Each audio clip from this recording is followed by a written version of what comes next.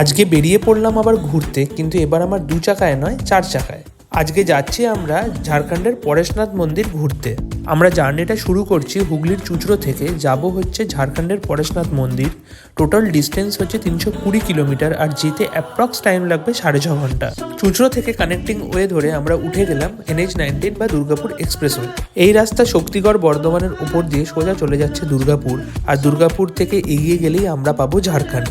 ভোর 6টা নাগাদ রওনা হয়েছিলাম, আর চারিদিকে ভালোই কুয়াশা। আর 1 ঘন্টার মধ্যেই আমরা ঢুকে যাই শক্তিগড়, আর এখানে এসে একটু ব্রেকফাস্ট করতে দাঁড়াই। এগুলোই হলো শক্তিগড়ের বিখ্যাত ল্যাংচা। একটু ব্রেকফাস্ট সেরে নিয়ে আমরা আবার রওনা হয়ে যাব পরেশনাথ মন্দিরের দিকে। ব্রেকফাস্টের পর একটু এনার্জি পেয়ে গাড়ি চলছিল 100-র ওপরে।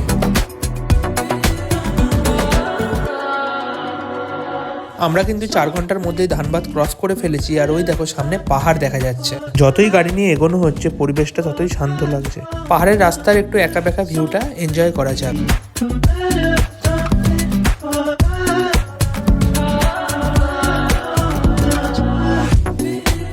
দুপুর 12টার মধ্যেই আমরা পৌঁছে গেলাম আমাদের গন্তব্যস্থলে, আর এখান থেকে সোজা এগিয়ে গেলেই আমরা পরেশনাথ মন্দিরে ওঠার রাস্তা পেয়ে যাব।